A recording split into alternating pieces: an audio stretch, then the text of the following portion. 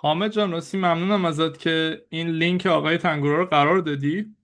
من متوجه شدم تو فضای چت. دستت درد خواهش نکنه. میکنم پویان جان. من اومدم در حال رانندگی هم هستم، ولی خب جلسه اینقدر داره خوب پیش میره که دوست ندارم از دست بدم عزیز و دل، تجربیات دوستان بسیار جالب هست.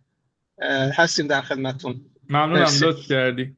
لینک خواهش میکنم. آقای فرانچسکو تنگورا رو هم من بتونم بعدن که این مجموعه ویدیوها اگر مشکلی نباشه بتونیم قرار بدیم. من تمام لینک هایی که هستن برای منابع، برای منابعی که میتونید در دسترس هست به صورت رایگان میتونید مطالعه بکنید، چه برای کانستراکشن متد کانادا، چه برای بحث بیلدینگ کد، چه برای بحث چیزهای دیگه که فکر میکنم نیازه، من قرار میدم یا تو گروه به صورت جدا اصلا میذاریم.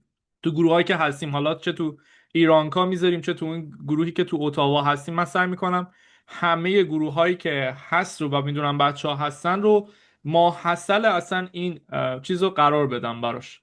امیدوارم که مفید باشه. خب اون بحثی که میلاد عزیز گفت هست و یه نکته‌ای که در کنار صحبت‌های میلاد عزیز وجود داره که من میخوام بهش اشاره بکنم. بله، یه سری پوزیشن ها هست مثل دیتیل دیزاینر، مثل دیتیل کوردینیتور، ولی واقعا ما باید اولا بریم سرچ بکنیم ماهیت اون پوزیشن چیه، تسکاش چیه، ریکوایرمنتاش چیه و چی از ما انتظار دارن. و برای همین بهترین رفرنس هم اینه که شما یه سرچی بکنید تو ایندید، تو لینکد این، تو پوزیشن های مرتبط معماری، برید ببینید چیا موجوده و بعد راجبش اطلاعات پیدا کنیم. خود من 2 سال طول کشید تا بفهمم تکنولوژیست کیه، چیه وظایفش، چیه شرح وظایفش، انتظاری که ازش هست، چی واقعا باید بلد باشه، چی آپشنالی و بهتره که بلد باشه. هر کدوم از اینا، مثلا ما پیمانکاری های نما هم اینجا داریم، کسایی که اسپسیفیکلی روی بیلدینگ ساینس دارن کار میکنن، روی پوسته ساختمان. اونا ممکنه اصلا یه کسی رو بخوان که کرتین وال بدونه. من خیلی میشناسم افرادی که مثل خود من تو ایران رو بحث نماهای خوش و کرتین وال و اوپن جوینت ونتیلیتد فسادا کار کردیم. خب این یه مزیتی بود. من اون اوایل خیلی برای بعضی از کمپانیایی که رو بحث نما هم کار میکردن، مقاطع کرتن وال درست میکردن یا شرکت در و پنجره سازی هم بودن حتی، کار میکردم. خیلی از پوزیشن ها من بچه‌ای میشناسم که روی اینتریور دیزاین خیلی تمرکز دارن. ما تا الان راجع به اینتریور دیزاین صحبت نکردیم، ولی بهتره که یه گریزی بزنم. خیلی ها رو بحث سی جی آرتیست بودن یا اه، خلق تصاویر معماری دارن که البته با اومدن ای آی خیلی جا پاشون داره شل میشه و بعد یاد بگیرن این ای آی رو چجوری بیارن تو کار خودشون و خب سختره. تاثیر ای آی هم اگه دوست داشته باشید میتونیم بگیم که چجوری رو بازار کار ما الان داره اثر میذاره. ممکن سوال بعضی از دوستان باشه، ممکن هم نباشه، ولی چیزیه که خود من دارم این روزا خیلی بهش فکر میکنم. واقعا یه چیزی که پشت سرمون نگاه داره میاد و وحشتناک هم است و داره بازار کار رو هم تحت تاثیر قرار میده. من نمیدونم جا داره راجع به این قضیه صحبت کنیم. این بسته به شماست که الان این پارت آخر رو چجوری دوست دارید با هم بریم و راجع به ای آی صحبت بکنیم یا نه. من چیز شخصی خودم رو میگم اگه قرار باشه بگم، ولی خب یادتون باشه ای آی داره حتی حوزه کاری ما رو هم تحت تاثیر قرار میده. یعنی یه خورده این بحث راکت شدن بازار کاری که تکنولوژیست کمتر اصلا میخوان، نه اصلا یه الزامه، به خاطر که یه ای آی اومده خیلی از کارا رو داره یعنی طرف به جای که سه تا تکنولوژیست نیاز داشته باشه الان یه دونه نیاز داره. اون یه دونه هم دیگه لول اینترمدیت سنیور جونیوری نمیخواد طرف، دیگه مجبور بله. نشه البته یه نمیگه. پویان جان بفرمایید یه میلاد. چیزی رو من ببخشید واسه حرفتون بگم. اه، منم کم تحقیقات نمی کنم. چیزی که من متوجه شدم اینه که الان اکثر شرکت ها، چه حالا شرکت هایی که ایرانی هن یا شرکت های غیر ایرانی حتی، با توجه به سیاست ها و اجازه قانونی که دولت کانادا هم داده، خیلیشون نیروها رو دارن استخدام میکنن بابت کارهای نقشه کشی و درفته رو، تکنیشین هایی که مثلا حالا کارهای بیشتر کار با سافر رو بلدن یا حتی کار با ای آر بلدن خارج از کانادا. خب خودتون رو بذارید جاشون، منطقی، حقوق کمتر، درآمد خوب بیشتر براشون. و این هم یکی از علتهایی که مثلا توی این 1 2 سال اخیر که با ای آی هم اومده این موضوع بالا، باعث شده که کار کمتر پیدا بشه. موضوع ای آی هم موضوعیه که بله مهم شده و خب الان خب کار فرام فکر میکنه من چرا بخوام 3 نفر داشته باشم، 2 نفرم با ای آی حل میشه، 1 نفر برای من کافیه. نه یه نفرم با ای آی حل میشه، یه نفرم هم خارج از ایران، خارج از کانادا، از ایران، از هندوستان، از پاکستان نیرو میگیرم با قیمت کمتر و از اون طرفم یه نفر میذارم اینجا کارو در میارم. من به نظرم حرف شما تو سکشن دومتون فکر کنم بود درسته که اگر واقعا اینجا تخصصی مشخصا بیلدینگ کد رو بلد باشن افراد، تخصصی دیتیل های مربوط به اینجا رو بلد باشن، نالج اینجا رو داشته باشن، موفق تر میشن توی کار پیدا کردن. چون چیزیه که یک نالجه، میتونه این نالج برای فردی باشه که حتی خارج از کانادا است و شرکت باش بخواد کار بکنه. دو، یک کاری که بخواد حضور فیزیکی داشته باشه. پس بنابراین اینم یکی از اون فاکتورهایی که به نظر من تاثیرگذاره توی مسیر کار دقیق و درست پیدا کردن. بحث اینتریور دیزاینی که گفتیم که من کامپلت میگم تعطیل الان، نه سال دیگه هممون به این نتیجه میرسیم. بحث ای آی هم که خطرش از این بابته که در واقع داره دوتا یکی میکنه کارا رو دیگه، اونم یه موضوع دیگه است. پس بهتره که یا ابیلیتی همون بره بالا یا که در واقع بتونیم نالجمون رو ببریم بالا و کارهایی رو دنبال بکنیم که حضور فیزیکیمون روش مهمتر باشه تا حضور حتی غیر ریموت نباشه کار. اینطوری من فکر میکنم. حالا من بعد از صحبت شما و آقای دکتر لاری حتما ادامه میدم. بله، الان آقای دکتر لاری هم باید بذاریم صحبتشون رو بکنن. من عذر میخوام، یادم نبود این جلسه رو اصلا شروع کنیم با صحبت شما. شما میتونید نکاتتون رو بگید، منم یه سری نکات تکمیلی دارم در پیرو صحبت های میلاد عزیز، اونا رو بعد صحبت های آقای لاری دکتر لاری میگیم.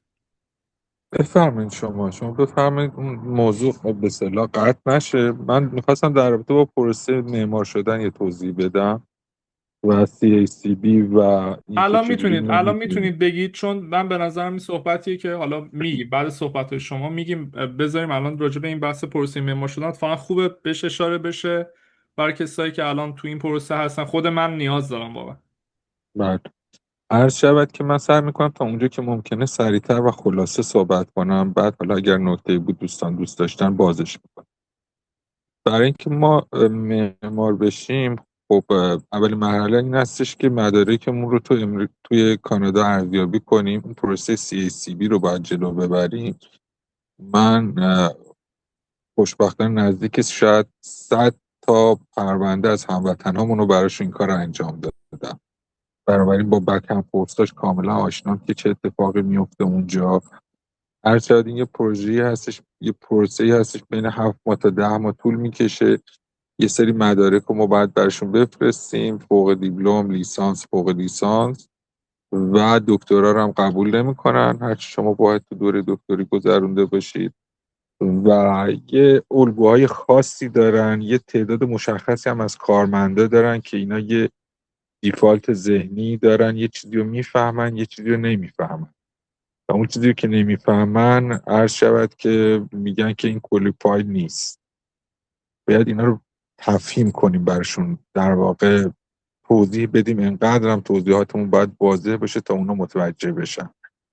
من تو جزئیات نمیخوام وارد بشم که چه چیزا رو میفهمن چه چیزا رو نمیفهمن، ولی اگر دوستانی قرار هستش که این پروسه رو پیش ببرن، حواسشون باشه که یه روشی رو که اونا میفهمن این کار رو انجام بدن، یا با کسایی که قبلا یه کار را جلو بردن و متوجهن که اونا با چه روشی آشنان، چجوری در واقع داکیومنت ها باید مرتب بشه که به مشکل بر نخورن، هر شود که از اون طریق جلو برن.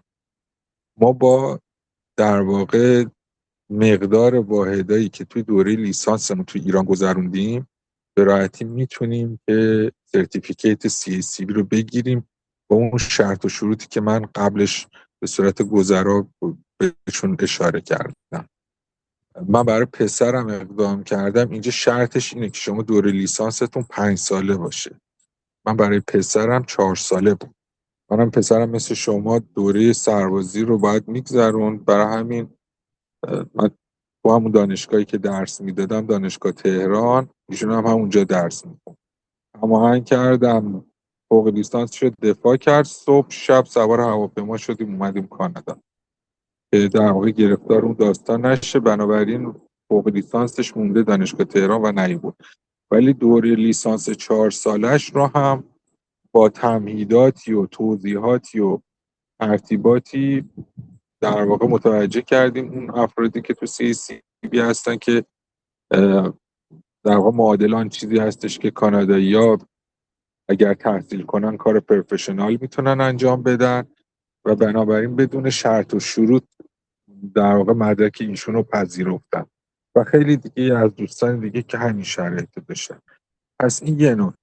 نکته دوم این هستش که ممکنه خیلی ناامید بشن از اینکه این دوره آرکیتکت لایسنس شدن خیلی طولانی هست.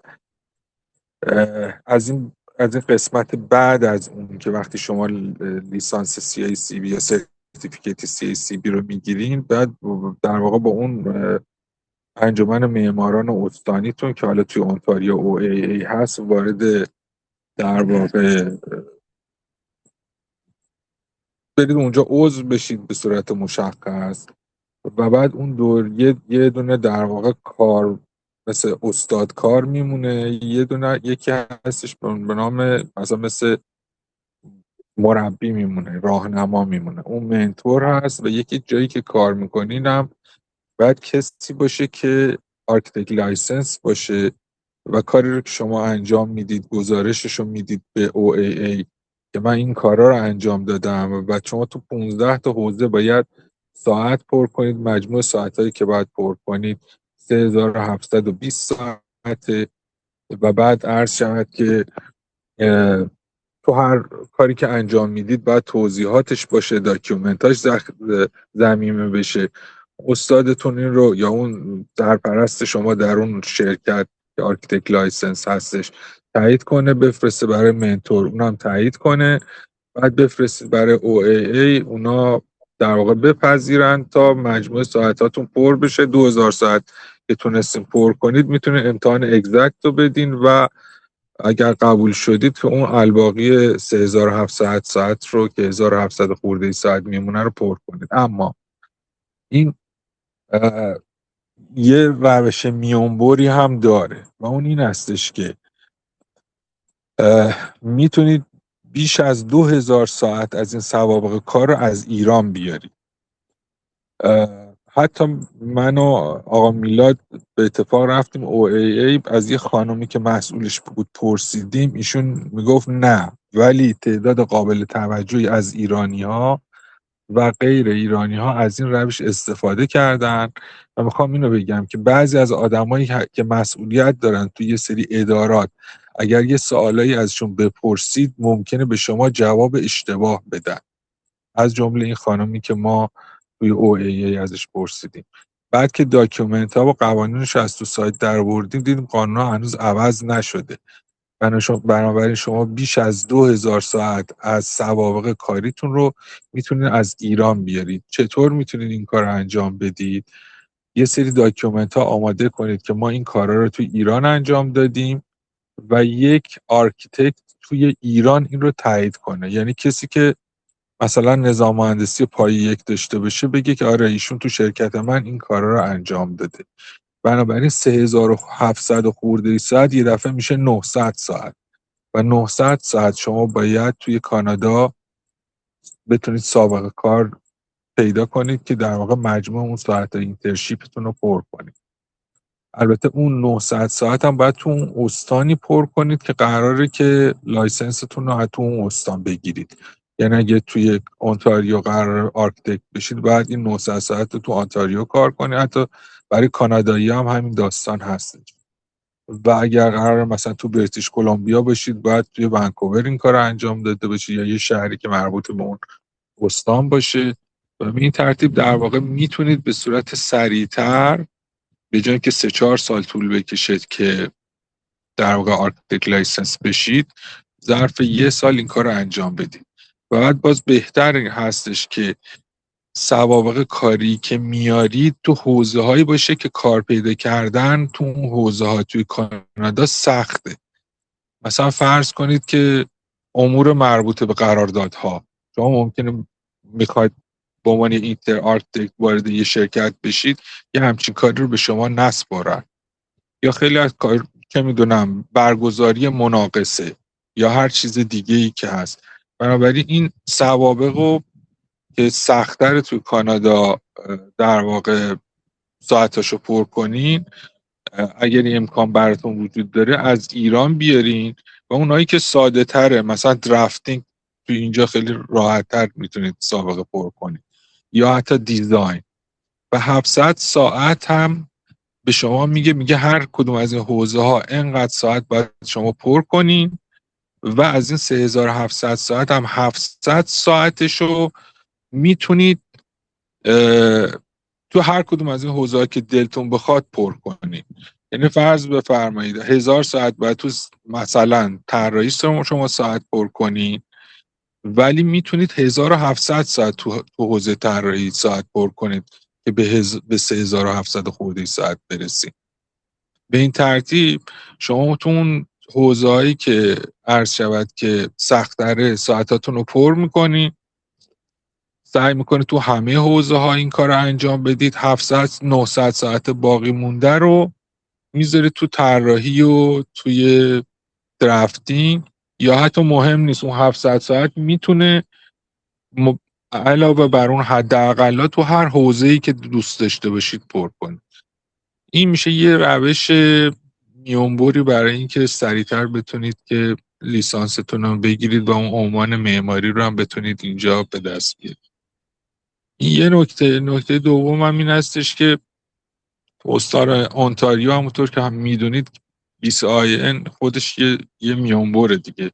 شما اغلب ساختمانایی که تو پارت 9 هستن، در حوزه شمول پارت 9 هستن، اگه شما در واقع BCIN نامبرتون رو بگیرید، عملا مجوز اینو دارید که طراحی کنید و خودتون هم مهر امضا کنید، که این هم الان خیلی از دوستانی که توی آنتاریو هستن اصلا شیفت کردن روی این موضوع که سریعتر بتونن در واقع خودشون سرتیفای بشن به عنوان کسی که مستقلا بتونن کار معماری انجام بدن.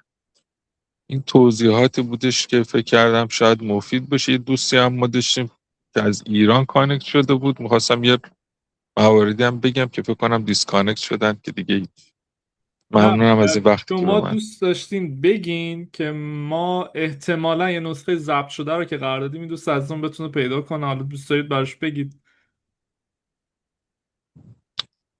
عرض شود که نکاتی که برای کسی که از ایران میخوام بیان اینجا من توصیه میکنم، چون من به یکی از دوستانم شریک توی شرکتی که با هم دیگه داشتیم توی ایران، ایشون زودتر از من اومد و باز یه سفری که به ایران داشت من دیگه تو اون موقع تصمیم گرفته بودم بیام کانادا. ازش پرسیدم چی کار من میتونم بکنم قبل از اینکه بیام کانادا و یه ذره خودم رو جلوتر بندازم. اگه جزوه‌ای هست، کتابی هست، چیزی هست من باید بخونم، به من بگو که این کارو بکنم. جواب درست متاسفانه نگرفتم، ولی الان امروز که کانادا و 2 سال میگذره از زمانی که من اومدم، اگه برگردم به زمانی که تو ایران بودم و یه نفر قرار باشه به من راهنمایی کنه، اینا رو بهش میگم. یک کتاب این به اصطلاح کنادین، اسم دقیقش الان یادم رفته، Canadian Wood ساختمان‌های Frame House چوبی Construction رو کانادایی. میگید دیگه، Canadian Wood Frame House آفرین، Construction.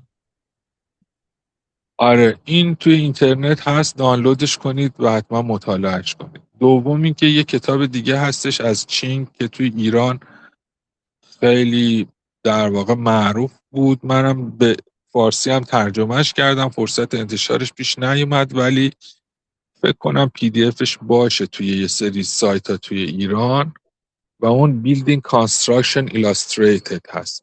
این هم باز یکی از اون منابعی هستش که یکی از اون 4 تا امتحانی که شما تو اگزکت باید بدید، باز یکی همین هستش. اینا کتابایی هستش که خودمون میتونیم بخونیم و بفهمیم و در واقع یه پله خودمون رو جلو بندازیم، هم به لحاظ آزمونایی که قراره توی کانادا بدیم و همین که اگه قراره کار پیدا کنیم، همون فرمایش شما و دوستان دیگه ای که میخوان رو انولوپ کار کنن یا چیزای دیگه، با خیلی از دیتیل ها اینجوری آشنا میشن. نکته دیگه هم باز بیلدینگ کوده که باز بیلدینگ کد حتی 2024 الان آنلاین هست، شما میتونید فایلش رو دانلود کنین و شروع کنید مطالعه کردن. متاسفانه منابع آموزشی دقیق و کاملی توی اینترنت نیست که کامل توضیح داده بشه. همونطور که فرمودین این آقای فرانچسکو خیلی خوب توضیح داده بیلدینگ و متا خودش اول توضیحاتش هم میگه که اینی که من دارم توضیح میدم برای کسایی که هستش که هیچی در مورد کد نمیدونن، برای اینکه یک کمی بیشتر از هیچی بدونن. البته یه ذره شکست نفسی میکنه، اون چیزی که در واقع درس میده از یک کمی بیشتر از هیچی یک کمی بیشتره، ولی باز به نظر من، چون من به اصطلاح ویدیوهاش هم دیدم، البته ویدیوهای مربوط به بیلدینگ کدش رو دیدم، یه قسمتایی داره در رابطه با استراکچر و اینا، من اونا رو فرصت نشده ببینم. حالا اگر شما دیدید راهنمایی بفرمایید، فکر کنم مفیدتر و بهتر. ولی برای کسی که ایرانه و دسترسی به کلاس‌های آموزشی بیلدینگ کد تو کانادا نداره، اونم غنیمته. یعنی پی دی اف اونتاریا بیلدینگ کد 2024 رو جلد 1 و 2 رو دانلود کنه و عرض شود که یوتیوب آقای فرانچسکو اون ویدیوهای مربوط به بیلدینگ کدش رو ببینه. این میتونه خیلی جلوش بندازه برای اینکه موقعی که میاد اینجا اگه قرار باشه آزمون بیلدینگ کد رو بده یا توی در واقع بخواد BCI نامبرش رو بگیره، چندین ماه جلو میفته. اینجا هم میدونید که هر زمان یعنی پول و هر چقدر آدم جلوتر بیفته، خب در واقع پول بیشتری رو تونسته سیف کنه. باز اگر موردی بود من در خدمت هستم. من یه سوال بپرسم آقای لاری از خدمتون. این پروگرامی که جانم. شما فرمودین، چون بحث دزیگنیت شدن اینجا تحت 2 تا برنامه هستش، یکی برنامه بفاه، یکی هم برنامه همین رگولیتوری خودش با همون 3720 ساعت هستش.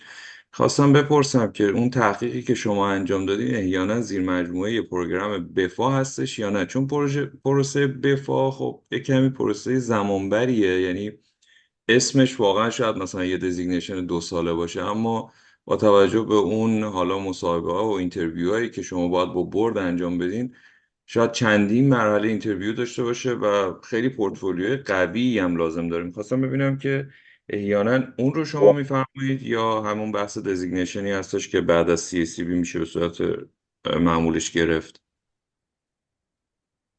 عرض شود که نه، ما 3 تا برنامه داریم توی CACB. یکی ECA هست، یکی Foreigner Education Architect هست و یکی هم همون فرمایش شما بیفا هستش. من چون میفرمایید ضبط میشه، باز جسارتا هر 3 تا رو خیلی سریع توضیح بدم. ECA در واقع شما کار پروفشنال نمیتونین باش انجام بدید، برای کسایی که میخوان کار مهاجرتی انجام بدن و مدارکتون رو که بهشون میدید باید باز برای اونایی که هنوز از ایران نیومدن و بگم که باید شما مدارکتون سیل شده باشه، یعنی از دانشگاه ترجمه مدارکتون رو بگیرید، هم ریز نمراتتون رو و هم عرض شود که خود مدرک تحصیلیتون رو، و اینا تو پاکت دربسته مهر شده باشه که بتونید بفرستید برای برنامه ECA. اونا نزدیک 300 خورده دلار از شما میگیرن که مدارکتون رو ارزیابی کنن و نزدیک به 3 ماه حد اکثر طول میکشه تا جواب شما رو بدن. همین آقا میلاد خودمون فکر کنم کمتر از 1 ماه جوابش اومد. بنابراین این یه روش. نه، تو 10 روز شد برای من، خیلی سریع شد. جسارتا آره. آقای لاری، بحث ECA گزارشش مربوط به دزیگنیشن ورد ایژوکیشن سرویس هستش که اصلا مربوط به تمام ایوالویشن سرویس ها هستش، فقط صرفا مربوط به معماری نمیشه. اون گزارش ECA تمام دوستانی که حالا بحث حالا چیز داشته باشن باید برن سراغش رو بگیرن و ما اصلا کلا یه ارگانیزیشن جدا هستش تا جایی که من میدونم و ربطی خیلی نه برای معمارا، نه برای معمارا از نزدیک 6 ماه پیش به این ور تنها سازمانی که میتونه این کار انجام بده CACB هست، تنها سازمان در واقع معتبر. قبلا بله. سازمان‌های دیگه شاید میتونستن انجام بدن، از 6 ماه بعد قبل به این ور شما فقط بعد مدارکتون رو برای CACB بفرستید. من چون 3 سال دومیش شروع کرده آره بودم نیازی نبود اون موقع. بله. آره.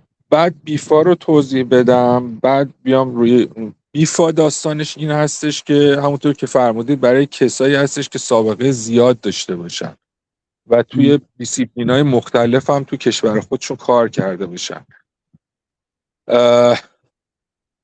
چرا من از این روش اقدام نکردم برای خودم؟ برای اینکه برای خیلی از دوستان دیگه‌ای که اقدام کرده بودن از این روش متوجه شدم که یه جلسه دفاع خیلی طولانی و سخت داره که عمدتاً آخر جلسه به شما میگن که نه اینکه همیشه و قطعا اینجوریه. کسایی بودن که تونستن از این مرحله با یه بار شرکت در جلسات هم عبور کنن، ولی برای 90% آدمای دیگه بهشون میگن که شما تو این حوزه ها ما قانع نشدیم که تجربیات کافی و مدارک کافی دارید، بنابراین برو 6 ماه دیگه، یه سال دیگه بیا دوباره اوالویتت کنیم که آیا تجربیاتت به اندازه کفایت شده یا نه، که عملا کار خیلی منطقی نیست. هر بارم باید بکنم نزدیک 5-6 هزار دلار باید بدید، برای هر جلسه که تجدید میشم نزدیک 2,000 دلار باید بدید.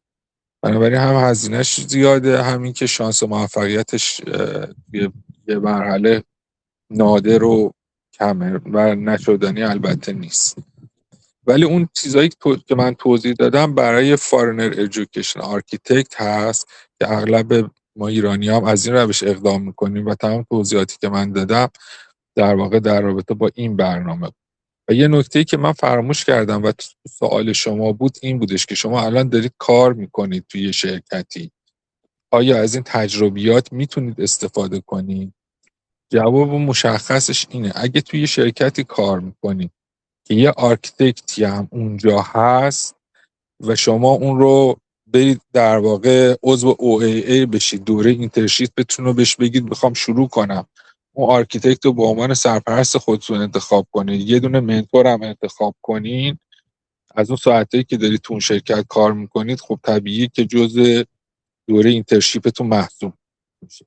ولی اگر این کارو نکنید یا آرکیتکتی نباشه توی شرکت شما، بازم میتونید از این ساعتایی که پر کردید به عنوان سوابق کارتون همون به همون شکلی که عرض کردم از ایران ما میتونیم سابقه بیاریم، شما از اون شرکتی که تو کانادا هم کار میکنین هم میتونید اینها رو جزء سوابقتون ذکر کنید.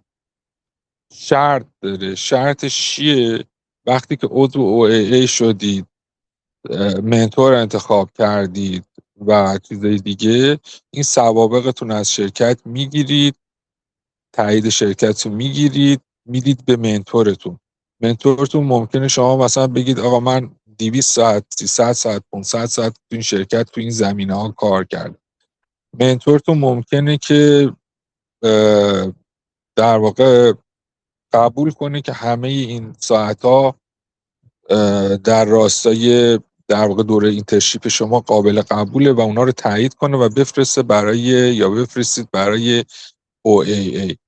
OAA ممکنه اینا رو قبول کنه ولی قانونا این اختیار رو هم داره که شما رو بخواد توی جلسه‌ای و از شما پرسش و پاسخ کنه در رابطه با اون سوابقی که شما مدعی هستید که اون شرکت گذروندید. اگر تو اون جلسه پرسش و پاسخ در واقع به درستی بتونید دفاع کنید و اونا هم قبول کنن، تمام اون ساعت‌ها یا بخشی از اون ساعت‌ها بسته به اینکه اون هیئت در واقع چقدر قانع بشن جز سابقه شما میاد. چقدر عالی. من واقعیت سوپروایزرهای خودم که همه PNG هستن، متاسفانه مجبورم که حالا این بزرگواران رو، اگر چون شرکتی که کار میکنم جنرال کانترکتور هستن، آرشیتکت نداریم ما در مجموعمون و شغل فعلی خودم هم پراجکت استیمیتور کانستراکشن به حساب پراجکت منیجر هستش. ولی نمیدونم حالا باید این رو یه مکاتبه داشته باشم و الانم هولد نگه داشتم که بخوام عضو OAA بشم یا نه، چون خب به محضی که شما عضو میشید باید حالا اون بحث ممبرشیپ رو پرداخت بکنید و حالا اون مراحل دیگر رو هم ببرید جلو. من میخواستم مطمئن بشم که میتونم از ساعت ایرانم استفاده بکنم، از ساعتی که قبلا تو ایران حالا تو این چند سال زیر نظر لایسنس آرشیتکت بودم یا نه، که شما به درستی اشاره کردید تا حد 2000 ساعت میشه. البته من شنیده بودم تا حد 900 ساعت میشه، ولی خب شما تایید فرمودید که تا 2000 ساعتش رو میشه در حقیقت توی ساعتهای اون 15 تا دیسیپلین گنجوند. باید تلاش کنیم ببینیم. آره میشه حواستون باشه که زمینه مدارکتون باید پروانه در واقع اشتغالی یه معمارم باشه که اونه که داره تایید میکنه که شما زیر نظر اون این کار رو انجام دادید. بعد پروانهش رو باید اینجا ترجمه کنید، جزء مدارکتون هم بذارید.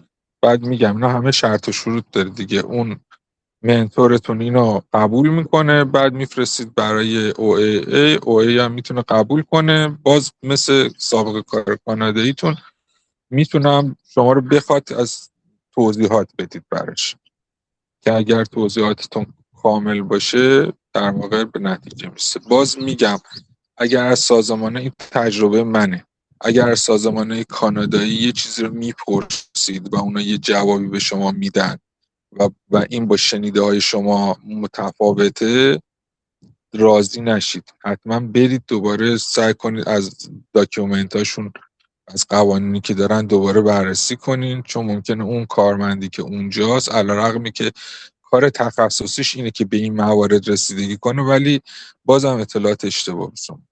دقیقا. پس با این حساب من میتونم الان حالا در ماهای آینده امتحان اگزکت رو شرکت بکنم. نه، شما فقط میتونید زمانی امتحان اگزکت رو شرکت کنین که عضو OAA شده باشید، ساعتاتون رو داده باشید به منتورتون، اون فرستاده باشه برای OAA، 2000 ساعتتون تایید شده باشه توسط OAA، بعد میتونید امتحان. بسیار خیلی الان متشکرم. مشکلم اینه که اون کاره رو نمیتونم توی کانادا پیدا کنم که اون یه ذره کار رو به قول معروف تو ساعتهای اینجا بتونم پر کنم که بعد بتونم به اصطلاح تو این پروسه جلو برم. دکتر مشکل حتما لری متاسفانه. خیلی اون از کار حتما باید فول ممنونم. تایم باشه آیا لاری، یا میتونه به صورت پارت؟ چون من تو سایتش دیدم میتونه معادل پارت تایم هم باشه، یعنی شما میتونید کار دیگری داشته باشید. من توی حالا مشخصات خود سایت OAA دیدم که نوشته بود که میتونید شما سابقه کارتون رو به صورت پارت تایم هم ارائه بکنید، یعنی الزاما مثلا یه کار دیگری داشته باشید به عنوان پارت تایم دارید کار معماری رو هم انجام میدید و یه نفر فقط باید سوپروایزر شما باشه که با منتورتون لینک باشه و ساعتها رو بتونید حالا ترانسفر بکنید. الزاما هم میگم لازم نیستش که فول تایم باشه تا جایی که من اطلاع دارم. حالا این نکته رو من اینو دیدم، میتونم رفرنسش رو براتون فراهم بکنم. آره ممنون میشم اگه اینم بفرستید، من ممنون میشم. من این اسمم هم که الان ادسان کیانوش لاری گذاشتم با همین اسپل، توی تلگرام هم همینجوری هستش. اگر حتما حالا موردی بود، اطلاعاتی بود، باز بفرستید. خدا حتما خیرتون بده. خواهش می‌کنم. خوشحال فرصتی میشم. پیش بیاد اینا رو من با بقیه دوستانی که باز به قول معروف نیازمند این اطلاعات بله. هستن، جمله خودم شیر میکنم که چی بهش میگن، که خمسش نمیدونم زکاتش برآورده بشه. هممون دنبال همینیم که این خمس و زکاتمون رو بدیم اینجا بیشتر. من واقعا میگم هیچ انتفاعی ندارم و واقعا قلبا دلم میخواد همه کمک. ممنونم از شما دکتر لری که این سلامت افتخار باشی. رو دادید به هممون و میگم امیدوارم حداقل چیزی که این جلسه برای شما داشته باشه اینه که بازی کانکشنی پیدا کردیم که من شما رو همیشه به عنوان یه استاد، به عنوان کسی که میدونم انقدر واجد شرایطه و باید دیده بشه و واقعا منصفانه نیست در حق افرادی مثل شما انقدر ناجوان مردانه توی این بازار کار برخورد بشه، حالا به عنوان مهاجر، به عنوان کسی که الان واقعا شما مگه چی میخوان. ولی در کنار اینها واقعیت هم چیزهایی که تا یه حدی آدم باید زیر بارش بره، تا یه حدی نه جنگجو باقی بمونه ولی امیدوارم حداقل چیزی که این جمع برای شما داشته باشه این درست کردن این کانکشن، این که ما اگر جایی رفتیم، ما اگر یک موقعیتی دیدیم، حتما به شما بتونیم شاید اون موقع کمکی برسونیم و یه شرایطی ایجاد بکنیم و هممون دست به دست هم بدیم این جامعه و این کامیونیتی رو با تمام افرادش و کسایی که مثل شما با تجربه هستن کنار خودمون داشته باشیم. واقعا چیزی جایگزین، هیچ ای آی، هیچ هوش مصنوعی جایگزین این تجربه ارزنده شما نیست. هیچ جوانی نمیتونیم بگیم که میتونه این راهی که شما رفتید تو یهویی یک شبه بره و باید از این قضیه استفاده کرد. ما 4 دقیقه دیگه ممنونم. برای این پارت داریم، عذر میخوام، و من نمیدونم اگر دوست دارید که پارت بعدی رو بریم، ولی یه سری نکات پیرامون صحبت میلاد عزیز بود من میتونستم بگم و یه جمع. اگه دوست دارید یه پارت دیگه با هم بریم، نمیدونم، نظرتون رو بگید. ممنونم دکتر شما. اما چیز دیگه من نمیخواستم بگم، ممنون فقط میخواستم میشم. تشکر کنم از لطف شما و ممنون از تعریف شما. با تا واقعیت این هستش که من یه خانمی بودش توی خیابون دیدیم همدیگه رو در مورد اون در واقع نمای شهری اونجا همینجا اتفاق باش صحبت کردم. گفت مگه تو چه کاری که مثلا این اطلاعات رو میدونی؟ بهش گفتم که آره من تو ایران آرشیتکت بودم ولی اینجا ناتینگم.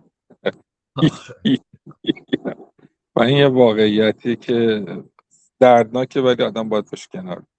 کجا تشریف دارید ولی دکتر شما در حال حاضر؟ من تورنتو بس- هم فرصتی باشه انشالله نزدیک هم دیگر رو ملاقات کنیم. انشالله واسه حتما افتخار. حتما حتما. خب پویان جان میشه پارت بعدی رو ادامه بدیم؟ من حالا منتظر بودم بله، من صحبت آقای خوشحالم دکتر که تمام اینقدر بشه. این جلسه به نظرم پویاست، چون این پارت اختصاص پیدا کرد به موارد یه خود CACB و دزیگنیشن ها و اینا، یه خود متفاوت شد از بحث اصلی، ولی خود من خیلی نیاز داشتم. بله، یه جلسه دیگه هم درخواست کرده خانم کیمیا که یه جلسه دیگه هم برگزار کنیم. این اولین جلسه البته جلسه چند جلسه ای بود، ولی امیدوارم بتونیم این کامیونیتی رو یه جورایی بیاریم. متاسفانه میگم الان 2 دقیقه دیگه وقت داریم برای این پارت. من یه پارت بعدی هم میذارم که دوستانی که دوست دارن بیان، ولی جاهای دیگه کسایی که فعالیت دارن میکنن اون انحصاره، اون اتفاقی که در قالب کلاس و آموزش رو انگار یه سیما میدونیم شما نمیدونین، باعث شده بود این اتفاق شکل نگیره. و من یه خود وقایع اخیر ایران هم خب مزید علته که یه خود دور شدیم انگار هم. من اعتقادم اینه، حالا به عنوان کسی که فقط این جلسات رو میام به بقیه بگم پیگیری کنم بیایم بذارین، بدون اینکه انحصار برای کسی باشه، کسی مال خودش بدونه، بیایم همه با هم دست به دست هم بدیم این کامیونیتی رو قوی تر بکنیم. من تنها دغدغه‌م همینه. من پارت بعدی رو میذارم، ولی امیدوارم جلسات بعدی رو حالا پیرامون تمام این عوامل موثر در گرفتن جاب یه جا رو میتونیم بذاریم برای رزومه. یکی میتونه مدرک تحصیلی باشه، یکی میشه سابقه کار باشه، یکی میشه سن باشه. اصلا بیایم افرادی که یه خود سنیورترن رو ما تو اون جلسه کلا موشکافی کنیم و بیایم سناریو رو قشنگ براشون طرح بکنیم. من موافقم که هر مثلا 2 هفته، 1 ماه، یک بار، به هر طریقی که میدونید ما این جلسات رو ادامه بدیم. اه، پارت بعدی رو بریم. پس من اند میکنم، ولی دوباره فکر کنم با لینک میتونین جوین بشید.